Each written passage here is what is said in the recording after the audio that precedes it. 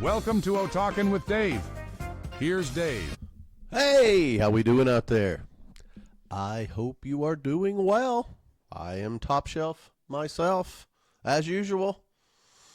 Today we're going to get to it. I know I am going to ruffle some feathers.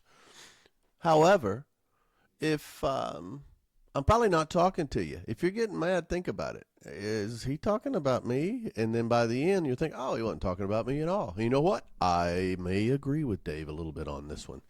It's Toughen Up Buttercup. I got to tell you, I get tired, and you know this, I get tired of weak people. And weak people are those who are just making excuses. No accountability, no whatsoever. It's always somebody else's fault, the victim and all of that. But I want to get into mental health. Oh, buzzword. Buzz. Mental health. That's right. It's serious. It's very serious. I almost named this podcast a couple of different things. Built to break. Built to break. Engineered to fail. Mental health challenges are real. Depression is real. I don't take any of those lightly. I take them very seriously, and that's not what I'm talking about. Sometimes people are using poor behavior or poor results or laziness or victimhood on my mental health. I'm having a tough mental health day. That is, if it's not sincere and it's not real, you're belittling those with real mental health challenges. So I want to go through the whole game, where I think it started, and maybe by the end what we can do about it. And I get a little frustrated just because it's a buzzword that's become an excuse for weakness, for a lack of accountability, for poor behavior. And I am not talking about kids. I'm not talking about kids. Now, I'll refer to it a lot because I think that's where it starts. And I'm not being insensitive. I take up for the youth of today. Go back to my Utes podcast. If I was a youth today, I could not handle it. I couldn't handle it. So kudos to them. However, we are raising and have raised a generation of buttercups, of snowflakes. I'm not being political. It's just a lack of resilience. I don't know what population I'm talking about. I just know there's a lot of excuses out there without accountability, just under that mental health label. I'm not talking about, I'm not talking about kids. I'm not talking about those with real problems. I'm talking about weak, non-resilient, crybaby adults who blame other people for their circumstances. And just because of their lack of instant gratification. Yeah, it's not the kids' fault. Those kids are in their 30s and 40s now, though, and they're raising kids with the weak mental health foundation, and it affects us all. I'm not just on a soapbox here. Mental health it's an industry. Pharmaceuticals around mental health are an industry. The number of counselors and doctors prescribing drugs to help kids with mental health. I'm not going to get deep into that, but that's the quick thing. Oh, that kid's hyperactive. Let's throw some. Used to be Ritalin, now it's other things. Let's just medicate them. That's easier on all of us. That type of thing's what I'm talking about. Instead of looking, how can we help? What is the challenge here? How can we overcome it? Fake mental health cards is the new get out of jail free card. I can just do that. It used to be, they're in the Me Too movement. A psychologist and psychiatrist. All of a sudden you had people who never knew they were abused as a child. Now, oh my goodness, I didn't realize this till I'm in my 50s or 40s, and I had something I couldn't handle, and it must be because I was abused as a child. That kind of thing is real. It's almost like the lady who sued McDonald's because the coffee was hot. Please, somebody help me. So that's what we're going to talk about today. And yeah, I'll probably be a little controversial. I don't care. If it doesn't fit, then I'm not talking to you. But I'll tell you this, spoiled brats, that's what my mom used to call them. Spoiled brats grow up to be older spoiled brats. Before I dig in though, I like to show proof. This is just not my opinion. In the 80s, we'll say 40 something years ago, mental health, it just referred to, a lot of times it wasn't just, if you got bad mental health, it didn't mean you're insane, but it was because it was an emotional thing. It was more of a condition. Nowadays, there's so many things. Mental health, and I'll pull this right out of the key components of mental health. If you have these things, if they're not in order, will cause you to have a mental health disorder. Are you ready for this? Emotional well-being, the ability to manage emotions effectively, meaning stress, anxiety, happiness. In order to have good emotional health, you need to be able to manage all of those things. Psychological resilience, the capacity to bounce back from difficulties. Social functioning, positive relationships, and social interaction. We all have those. Sometimes we don't. Sometimes they're negative. Cognitive functioning, clear thinking, decision making, and problem solving. I may not be thinking clearly right now. Does that mean I have a mental health problem? Self-awareness and coping mechanisms. Insights into one's mental state and strategies to manage stress. I love strategies to manage stress. I mean, hey, it bought me this nice shirt here. But think about it. If any of these are lacking, you've got a mental health problem. The ability to manage your emotions. Some days I can, some days I can't. Psychological resilience. Sometimes I'm better at it than others. Social functioning, positive relationships and interactions. Sometimes they're not positive. Cognitive functioning, clear thinking and decision making. And then just the whole one's mental state as it relates to stress. If any of these are out of line, you've got a mental health situation. It's much more open. There are more excuses. And then the results of poor mental health is my behavior. I can't show up to work. I can't do my job. I can't raise my kid. I can't do this. I can't do that. I can't be held responsible for any of that, though, because it's a mental health thing.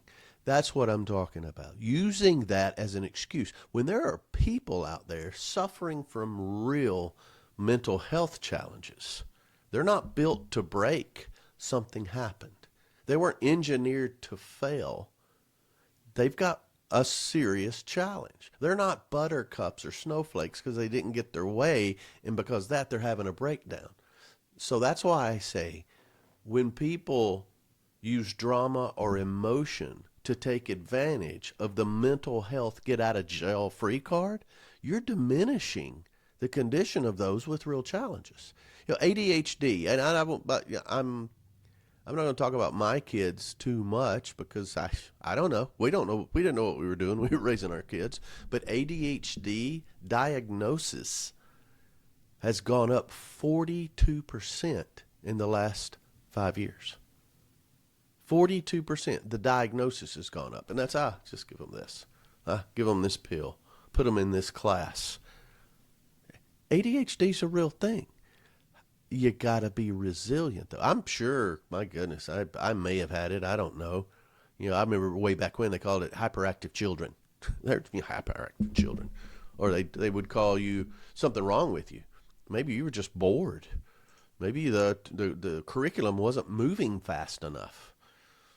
But bipolar disorder, it's gone up 300% in its diagnosis since 1980. Bipolar disorder used to be, It was drastic. It was, not just a split personality, but just totally separate and, two different people. That is a serious thing. Now it's thrown away around as a buzzword. If a child is not operating in a certain way, I've heard people just make excuses for them, serious medical diagnosis excuse, but they've never been to a doctor. And doctors, they're prescribing the prescription rates and what it takes to be a counselor, all these things. It's to uphold this whole mental health industry. And again, I'm not talking about those with serious disorders. I'm talking about the people who are using their past and how they were built as an excuse for their behavior now, or whether positive or negative. But the depression and anxiety, serious depression and anxiety, that's a horrible thing. That's a horrible thing. But the rise since 2019, it's unbelievable. It's a 19.1 increase in actual cases and diagnosis. Okay, but similar trends in adolescence. Youth depression is up 63% since 2017. Youth depression. Well, what are you depressed about? Let's talk about it. Depression is a serious word. And so just on the face, it shows that it's increasing. Higher rates of burnout. We're talking about youth now. In 2023, 77% of the youth reported burnout. As a youth, they're burnout. What do you burn out from? And that's up 40. It's up from 40% in the 90s. As a youth, what do you? I'm going to make some correlations here, but burnout as a youth, decreased social support systems. This is a big thing. In 2020, there's a study. 61% of Americans felt lonely. And that's up from 20% in 80s. There are always people that feel lonely. Lonely is a feeling, by the way. I feel lonely. And that's a very personal thing. I can be in a room of 10,000 people and feel kind of lonely. Or I can be myself and be just fine. So it's different among different people. But, a lot of community involvement, and we'll get to social media and online stuff. You're by yourself. There's not that sense of community. Then I think this is a big part of it. It's youth struggling with resilience. Resilience, that toughness. American Psychological Association said, or they found, 91% of those between 13 and 17 reported experiencing significant stress about their future, many expressing uncertainty about how to manage it. Between 13 and 17, 91% are stressed out about their future and how to manage it. 13 to 17. What was I doing? Oh, my goodness. And I know it's different. It's different. Dave, you can't apply the 80s and whenever to kids of today. Like, oh, no, I get it. I get it. I'm just saying, I'm not denying any of this. I'm reporting it to show you how much worse it has gotten over the last 40 years. And the last thing that proves the reliance or lack of resilience or the buttercupness is just the greater dependence on medication. Antidepressants among youth have more than tripled since the 90s. It plays a role. Some people need that. But sometimes you're just treating, what do they call it, treating the symptoms instead of the problem. And I could go on and on. There's so many stats just around the industry that it's built. They say follow the money. Follow the money. Well, there's a lot of money in mental health. And again, you know what I'm talking about. I'm not talking about the serious disorders. So the increase in diagnosis and prescriptions on the money side, I know for a fact you can go to a lot of doctors now and they'll want you to do something else. I remember I went for something for my shoulder and I just needed a steroid shot in there to loosen it up. The pain was killing me and it took a lot for me to go. Well, they wanted me to go to physical therapy. And then the physical therapist, I didn't go because I'd already been to physical therapy. But when I did, they needed me to go to a doctor to psychologically handle the pain. What are the psychological effects of your pain? Well, it hurt. Now it doesn't hurt as bad, and I got it. And then they're thinking, okay, well, it's overall body health. Let's get you in touch with a nutritionist, and let's get. They just I just need the shot and I'm fine. But there's a lot of money in that. And I've still got bottles of drugs in there they wanted me to take that I didn't. And I'm not making it about me. I'm making it about the fact that it's an industry involved in this. The same way with mental health. You've got the different specialists, in the different areas that they can talk to. You got your social specialist. Then you got the drugs. Then you got all the different support groups and all of this. Well, they take advantage of the insurance, but also it's a lot of out of pocket. And when you're going through something like this, or one of your kids are going through something like this, sometimes, hey, whatever can make them better, but you're treating the symptoms. You're not treating the problem if it is a situation that isn't a serious mental health issue.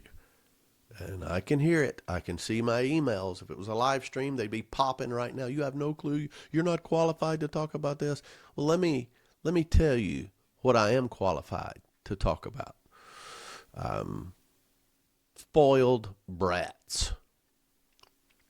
That's what I'm going to talk about. And really, I probably should have named it spoiled brats, but that can mean several things. I am not downing those with mental health problems. The ones I am questioning are the spoiled brats. Mom used to call them spoiled brats. She put that label on you in a heartbeat. What are spoiled brats? What are 5 characteristics of spoiled brats? Well, first thing, they have a sense of entitlement. I don't care. From the womb. You don't have to teach a kid to be spoiled. You have to, guide them in a different way. So they have a sense of entitlement. They expect their needs to be met. And they'll show everything from frustration to a hissy fit if their needs aren't met. Okay? Entitlement. Difficulty with delayed gratification. Woo. Okay? These are people that struggle if they have to wait for an outcome. Or if they want something, it's impatient. Again, with the tantrums. And they want it now. I want it now. And it's a lack of boundaries is what it is. But entitlement, they want their needs met. Delayed gratification, I want it right now. Then back to the tantrums and emotional outbursts. That's a clear sign of the brat. You might not know what they want right now, but the whole store will see their emotional outburst. It's common to get what they want. And let's talk about it. Food. So they want food. Okay. What does a baby do when he wants food? He cries. What does a kid do when they want a toy? They cry. They throw a tantrum. What does a kid do on a plane if everything's not just right? Trust me, I've seen it. Yesterday, 2 times. Flight out and a flight back. Going nuts. Because at one time it was because the battery ran down on the iPad. Lost their mind. Going crazy. And the parents are just scrambling. Poor social skills, or including being inconsiderate of others. Spoiled brat. I want it now. I want it now. I'm going to throw a tantrum. I don't care who pays for it. I want it now. And then just a disregard for rules or authority. It doesn't matter. It's all about me. And if I don't get it, I'm going to throw a hissy fit. Now those are 5 things. Entitlement, difficulty with delayed gratification, tantrums or emotional outbursts, poor social skills, or being inconsiderate of other people, and a disregard for authority. I don't care. I don't care about rules. I know what I want, and I want it now. Those are 5 characteristics of spoiled children. For adults, it's the same list. It's the same list. And you know whose fault it is? The parents. It's parents' fault. We can argue all day. Yeah, but David, you don't understand. No. Still, you're the parent. You're the parent. Spoiled brats become spoiled teenagers, become spoiled adults. Now they're spoiled parents raising another generation. Now, why am I getting into this? Because that is the root of mental health issues. Not clinical, but practical. They can't handle it. Anytime they have an emotional outburst, here, just take it. Oh, here.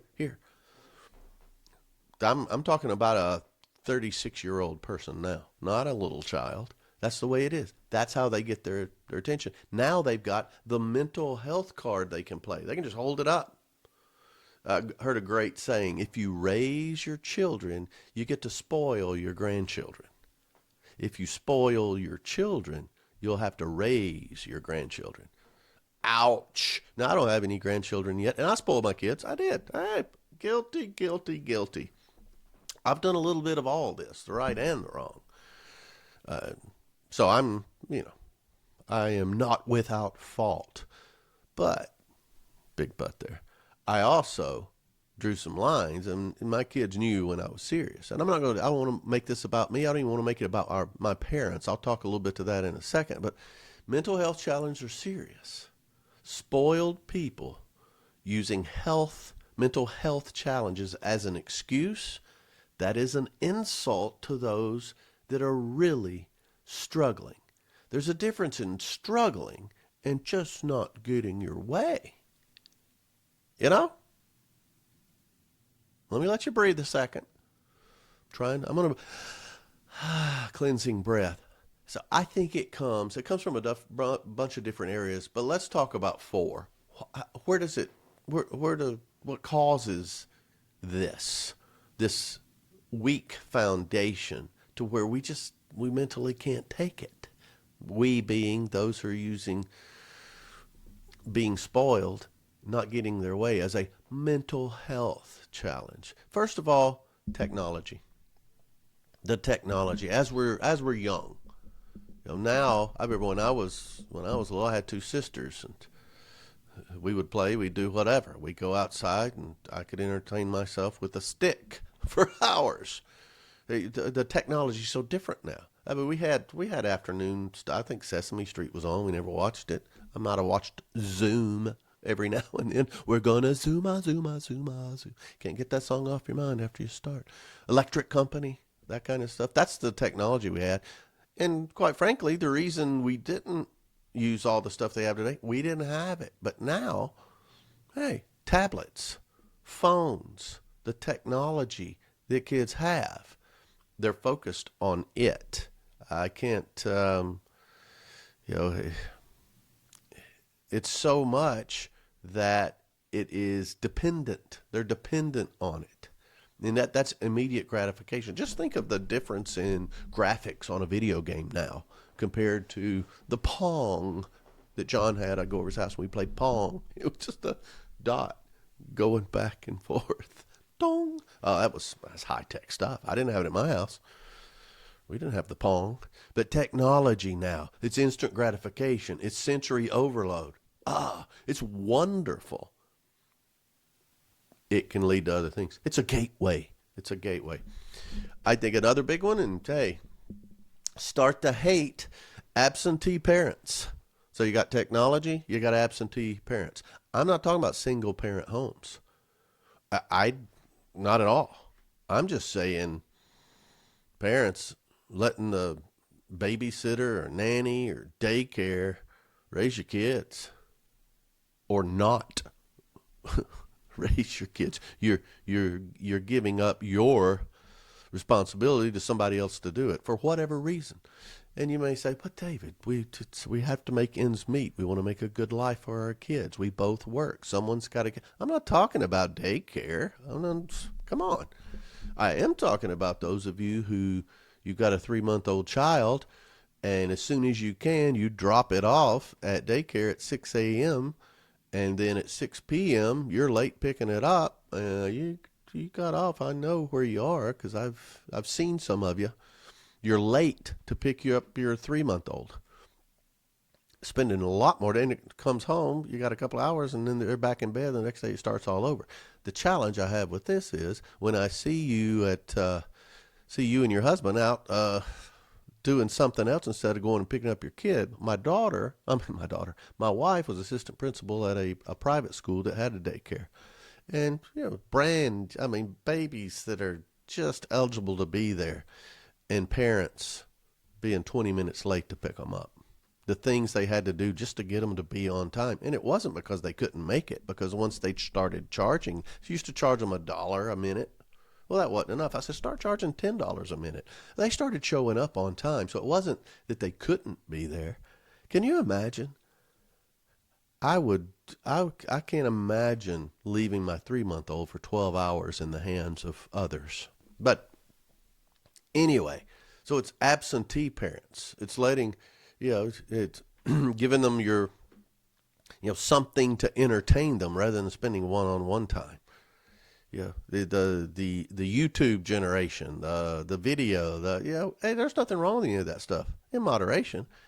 But to do that just because they want it, they want it now. They're going to throw a fit if they don't get it. They don't care who knows it. That's a spoiled brat. It's also true of that 30-year-old that can't stay off social media, and they need a like. They need some attention. If they don't get it, their mental health is messed up. Anyway, technology, absentee parents, no rules or structure with accountability. I mean, to get better at anything, you need an expectation, right? You need accountability. If it goes well, that's great. If it doesn't go well, okay. That didn't go well. And then it needs coaching. So an expectation, accountability, and coaching. That's how things get better. Accountability, I found that accountability has become a bad word. It means consequences. Accountability is a way you can prove that you produced your results. Look at that. I did that. Yeah, it's great. Accountability is a bad word because people aren't performing to expectations. And I'm not talking about corporate America. I am also talking about corporate America, but with kids.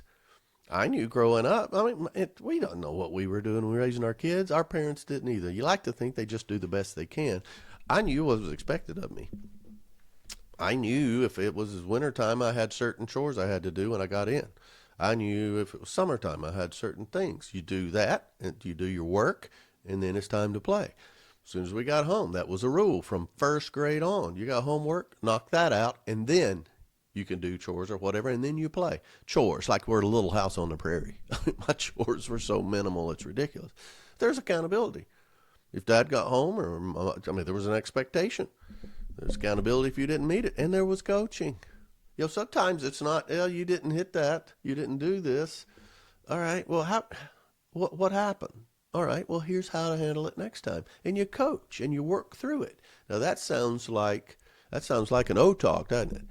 With little kids, it's the same way. If they drop their pacifier, you can coach and train and guide a baby in the right direction. My kids with food, just feed them. You know how they spit it all over you? Well, if you let them keep doing that, they're gonna do it. If they drop something and you get it and hand it to them and they drop it, it turns into a game, which can be fun. You can start coaching and modifying behavior at that age without warping your child. So they need some sort of structure and accountability. That's lacking greatly. So technology, absentee parents, a lack of structure, and then just the lack of personal contact. Lack of personal contact. I heard it not long ago, and I've heard this list differently, but it hit home to me a couple of weeks ago with some personal things that were going on. It said 3 things that show a good parent-child relationship. 3 things. Number one, as as a teen or a young adult, they want you to be around, and they want to be around you. Simple enough. Number 2 is they want you to be around even if their friends are present. Whoa, a little tougher as a teen or older. So they want you to be around. They want you to be around with them and their friends. That's a compliment. And then the third one is, whoever came up with these 3, it's great. I wish I did. The third one is when they're in trouble or when they've done something wrong, they run to you instead of away from you. Those 3 things, I thought that was great. So the way you accomplish that is with that personal contact, that open communication. You're part of their lives. They're part of your life. That's good. It also helps some of the other things I've talked about with cults and manipulation and all of that stuff. And never let it be underestimated the value of touch, that hug, that fist bump, that squishing of the shoulder. It's so important. So the 4 causes of, the indicators of a spoiled brat, we did that. The 4 causes of a strong foundation in a person, when that breaks down, it's because of increased technology, absentee parents, no rules, no accountability, no structure, and then that lack of personal contact. There's so many things, and I've documented it on these podcasts. There's so many things I would have done if I didn't think, I just can't do it. I'd upset my mom, or my dad would be devastated if I did that. It'd have been fun for a minute, but those things is why I did it. So a few things that also contribute to kids being less resilient and becoming less resilient adults. And resilient means tough. So the opposite of tough is buttercup. Again, I'm not talking about those with real mental health issues, but you have those helicopter parents that are involved in everything. And that's a good thing to be involved. You got to let your kids solve problems. You've got to let them face challenges. You got to let them fail, which is so tough. I think we said, you got to let your kids skin their knees. Sometimes you got to let them touch that hot pot, which now Child Protective Services is thinking, what is Dave saying? Ooh, that's hot. You can tell them it's hot. When they touch it and it's hot, ooh, I'm not going to touch that again. But handling failure, making your own decisions, that's important. So don't do that. As a boss, I remember I used to underpin people under me and help them. I'd sell for them or do their work for them a little bit, and hopefully they would learn to do it. But then I found out later, you're doing them no favors. And then another thing that parents do is just boundaries, lack of boundaries. Younger they are, they don't understand the boundaries. They understand how far they can go, and they'll push it. And that leads to a lack of discipline, because if you'll let them push it, that's all they know. Now they get out there with their friends and at school and then later at work, pushing boundaries, constantly finding out how far they can go. That instant gratification, this world we live in is full of that. And I got to tell you, guilty, guilty, guilty. I get a cart on Amazon, I hit buy and the doorbell rings. Woo, I'm used to that. Our society, it breeds instant gratification as a God-given right. That hurts our patience. It also gives us that entitlement. A lack of discipline. All the things that make you a brat. Instant gratification. And then, go back to when you're talking about letting your kids fail, but also telling your kids no. I had a talk with a dear friend not long ago, and he's having a real challenge with the child because he blames the mother. I'm sure the mother blames the father and all that. But it got to the point where they had a teenage girl, and she was able to do, she really had no boundaries. And then it got to the point where it's causing serious problems in the marriage. And he said, I don't know how much more I can take it. And then told me a couple of examples, and it was all in confidence. And I just asked him a question that came out of my mouth before I really thought about it. I said, is there anything that your wife would say no to? And it's just quiet. Just quiet. And he came back with, you know what? I don't know. It's rough, man. Kids have got to hear no. I grew up with no. I grew up with no so much I didn't even ask it. I'm talking about the fun cereal on the cereal aisle. They were right. I didn't need that. They need to hear no. If they don't hear no as a child, okay. As a teen, well, they've never heard it. Mental health, when they hear no later, they fall apart. They fall apart. And it's not their fault. They've never heard this before. How do I deal with this? Where's my mental health card? Also, in social media has its place in a lot of this stuff, but overindulgence. You can get that 24/7. It is, if you need an emotional booster, you can get it. If you need your emotions destroyed, you can get it there. But I think it also comes from just overindulgence, and I'm guilty of this. My overindulgence is usually at the buffet table. Delicious. If it's good, it's fantastic, and we get as much as we want. So I am not without sin here. I'm not casting stones. But overindulgence now with kids, they've got everything, and which leads to that instant gratification. You ever be at Christmas where as a young child, they'll play with the box more than the toy? We teach them, you're going to get a ton of stuff, and it's about the stuff. Yes, because the stuff is raising you. Here's your new tablet. Here's this. We were at a Mexican restaurant recently. It doesn't matter. It's a Mexican restaurant. But I thought I would share that. We look over, and there's a man and his wife, young couple. They're enjoying the margaritas and having a good time, and that's fantastic. Love it. They had what looked to be, Steph could probably be more accurate, looked to be a 4-year-old. Then they had another one that was so small it was in a like a carrier. And the mom and dad were into each other, having a good time, looking like date night, while the 4-year-old had a tablet and was scrolling and entertaining the 1-year-old. And it was a cute moment. And then I thought, oh wow. That's learned behavior. And I can see many good things about it. I can also see like, oh wow, this, instead of time with the kids, they're doing that. And I'm not judging them. Who knows? I don't know their situation.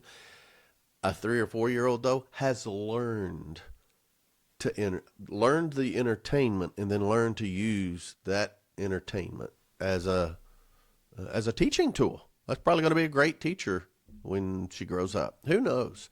There's such an overindulgence in things now. The more that's available, the more we will use, and the more we will enjoy. And I love overindulgence, quite frankly. If you're weak mentally, if you don't have a firm foundation, when that overindulgence is not an option, you break down. You're built to fail. Another thing, solving problems for them. I talked about let them solve their problems. Let them work through it. You can be right there with them, but constantly stepping in. I know people who've, protective parents who, the crazy examples of where, some there's a drama between two teenage girls, and one of the mother comes over the top and starts bullying the other child. Some of these things we have to work through. I think a lot of the weakness in adults is because they never had to stand up for themselves. They never solved their own problems. Those skills are so critical, socially, emotionally, physically, all these things. One of the things, what's the parent's role? This is another podcast, but one of them is to make our kids able to stand on their own, to be productive members of society. Okay, but to be able to get through and make it on their own. And a lot of this, by solving problems for them, is tough conversations. There's a lot of people who they'll come to me with challenges. As well, what did they say when you addressed it? Oh, I haven't talked to them about it. It's just I'm really upset about this. You got to you got to teach them the necessity of a tough conversation so they'll have it. It's just passive avoidance. You're teaching them passive avoidance, and it's not going to end well for them. And then, because if you don't teach them how to solve problems or exhibit how to solve problems, they're not going to be able to solve their own problems. If we just wait for a resolution, somebody else will solve it. If I wait long enough, something will take care of it. Where does all this start? Just go way back. Just spoiling kids, I get that. But I think part of it, just as far as emotional resilience, when we quit keeping score. Oh, David, you go back to that. Keeping score's not important. They just need to have a good time. Yeah, right. They're keeping score. They know. But you quit keeping score. And then everybody gets a trophy. You were here. Good time. That's great. You have a bedtime. You know what? You can stay up later. It's no problem. It's just a Tuesday. Your teacher's bad anyway, and we'll get through it. It's everybody else's fault at school, and you don't have to be well rested. You can get through it. Your homework. Who does homework anymore? You can do it on the way to school tomorrow. Yeah, that turns into you have a curfew when you start going out and having fun with your friends. Yeah, well, yeah. You were late this time, but you're a good kid, and you know what? It's probably too early anyway. Let's move that back a little bit until you don't even have curfews anymore. There you make allowances, or it's just this once. I remember Bobby Bowden, Florida State coach. His people were caught, robbing something, put in jail. Yeah, they did that. They stole all that stuff, but they're good kids. And it's done a million times on how, they did that, but they're good kids. No consequences. You break the rules, no consequences. You blame the teacher. When I was growing up, which was 1,000 years ago, they believed the teacher. My butt was in trouble. And then, you are blaming other kids. They were influenced. Yeah, he sniffs glue and he knocked over that Zippy Mart and he stole that car. But, it's Johnny's fault. He shouldn't be hanging around with Johnny. Well, don't let him hang around with Johnny. There's no rules. So these are, kids stuff. What does that turn into? No curfew. Say, all right, well, now they're late for work. Or they're late on a project. Or they do poor work. And then they blame everybody else. So the quality's not there. But it's not their fault. No boundaries as a kid. No boundaries as an adult. Now they can't balance a checking account. They're overdrawn. Their credit card debt's through the roof. And then they've lost their job. Their insurance is out the roof because they keep having wrecks. And it's always drama and finger pointing. And it turns into, God forbid, alcohol or drug abuse. Yeah, that's serious stuff. No wonder they have mental health issues, because that's all you got to do. I'm having a tough time. Okay, well, all that. In HR departments, don't get me started on HR departments. I was always a friend with HR departments. I am my HR department. But the thing is, they've turned into just a coverall excuse. They can't even hold people accountable. In the sales industry, you can't hold people accountable because, well, HR is going to make sure, well, do you have a quiet room there in your office they can go to? They get overwhelmed. You have a quiet room. And then the breastfeeding mothers, well, the quiet room and lactation room, it's the same room. Well, see what I mean? All this starts with emotions instead of being resilient and tough. Toughen up, buttercups. No wonder you're dealing with mental health issues. Mental health issues, not real ones. Because you haven't been taught to take anything. There are no such thing as a bad kid. Poor parenting causes poor citizens, which ends up being poor parenting, which causes poor citizens. We didn't know what we were doing. Our parents didn't know what we were doing. I can just imagine if my dad, when he's got 3 kids, I'm the youngest and the best, but actually I'm not, but I am the youngest. I can just imagine if he got paternal leave when one of us kids was born from Reynolds Metals Company.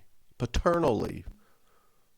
I didn't know what it was such a thing until California, where the mom can get 12 weeks and the dad can get 12 weeks to bond with the baby. If it's necessary, I get it, and sometimes it is. Who am I to criticize? I've played a lot of golf with dads on paternal leave. I may or may not have been in and out of bars and honky-tonks with dads that are out till 2 in the morning because they don't have to work the next day. They're on paternal leave. I looked it up. The benefits to the child for paternal leave, a closer connection. They even talk to skin contact. I guess that has to be during work hours. It doesn't work if it's during work hours. The number one benefit of paternal leave? Reduce stress on the part of the mother because of the shared responsibilities of raising a child. Well, heck yeah. I see that 100%. Yeah.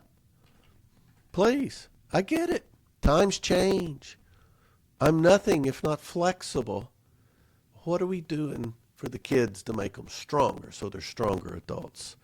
I mean, kids with no strong foundation, it's rough. It's built on whining and getting their way and never hearing the word no. They don't know how to handle it when it goes the other way. Yeah. They just don't know how to handle it. They've never had to solve a problem. They just wait long enough and the problem is solved, or it goes away. Social media and celebrities have made it so that kids have no perspective on what real life really is. They live in that fantasy world. That's where too much social media or too much technology, it separates them from the real world. And I'm not harping on the real world and how tough it is. I'm just talking about the basics. You can't have your cake and eat it too. So you work for this, the value of $1. Minimum wage. I'm not talking about politics, but just what do you think you should get paid? They did a survey of what the average single 25-year-old, what they thought the average income of the American male is. They were 6 figures. Some $200,000 or $300,000 a year for these people who are out here or on social media that drive a nice car and dress nicely and got their hair all coiffed or queefed or whatever you want to call it. And what do they make? The average income for an American male is around $40,000. I think it's a little less. But they have no perspective because they're caught up in this other world. So when they don't get the trappings, they have no foundation. And it crumbles. The Kardashians being TikTok famous. Being an influencer and getting paid for doing your selfies and all of that. I love all that stuff. I think it's great. It's not for everybody, and if you don't get that, how are you going to handle it if you don't have a firm foundation? Yeah. I'm a princess. I have no expectations, no accountability, no coaching, nothing. I just assumed it would be this way, and no one told me any different. Mental health issues. So how do we get past this? Okay, Dave, you've gone on and on. How do we get past this? I don't know. I don't know. Well, here's some ways. You got to reestablish some boundaries. We talked about expectations and consequences or accountability and then coaching. Hey, we're going to do this together, but set clear rules about an interaction with you, about interaction to your resources or interaction to your feedback and all that. Here's what we got to have. Be the one to set that. This is at home, work, and play with young people, with adults. Adults need correction as much as anybody. So this could be toward kids or people in your life right now that are older. There's got to be some boundaries, and be the one to set those. One-on-one time. Turn off the phone. Turn off the devices and have some good one-on-one time with undistracted time. I could go back to many stories I've told on this podcast about the man and his daughter taking a walk. Only two people in the world. Just talk. Some of the best times I have with my kids now, grown, 35 and 32, is when we just talk. Or we'll drive and be in the car and talk. Or we don't talk on the phone a lot. I don't like talking on the phone, but that one-on-one time, it's so important because things come out. It used to be a great time when you put them to bed, and that's when they wanted to talk because they didn't want to go to sleep, and they would just talk and talk. There's an equivalent to that now, but be consistent, be there, and don't underestimate the power of a hug. That's another thing you can do. One-on-one time. You can't do this as adults as much, but you can stress it. Some people raise their kids when their kids have kids. And it's like, I should have done this, but here's what we need to do. And they can do advice. So that's limit the technology.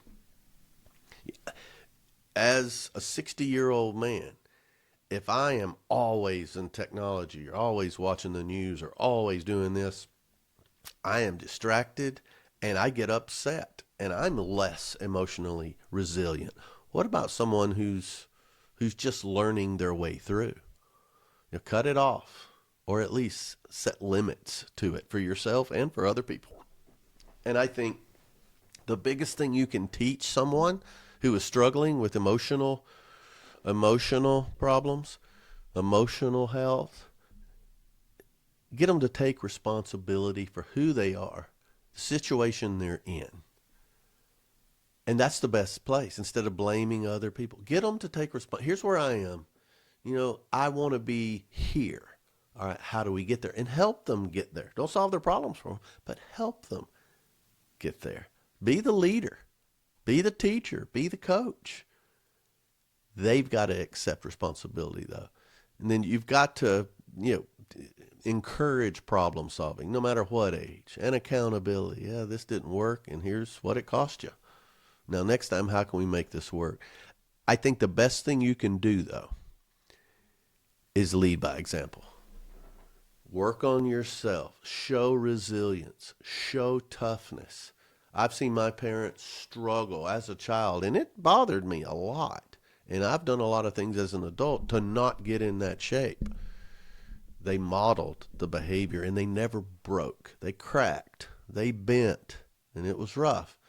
But they never played that card because they didn't have an emotional situation. They didn't have a mental health issue. They had resilience. They got through it and made me believe if they can get through it, I can get through anything.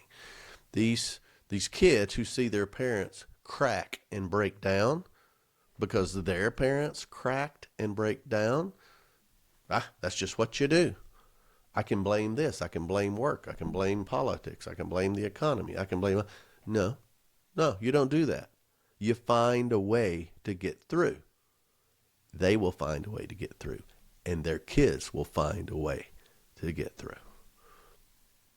Weighty topic. I know this ruffles feathers. The feathers it ruffles most are probably those who are like, ugh, you either discount everything I say because he just doesn't understand. He's so insensitive. I just want people to get better and stronger. My business does well when parents do a poor job.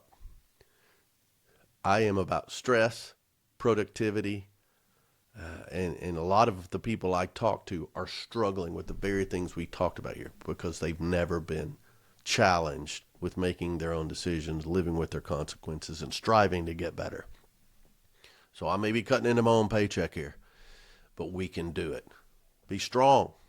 Learn how to be strong. I was even, I did this at a recent O Talk, and they wanted the 5 things we can do. They know the consequences. They wanted, what's the 5 things we can do? So I hope this helps. Please reach out to me, David@otalks.com, Dave@otalks.com. I'm on Twitter and Instagram and TikTok and whatever the others are.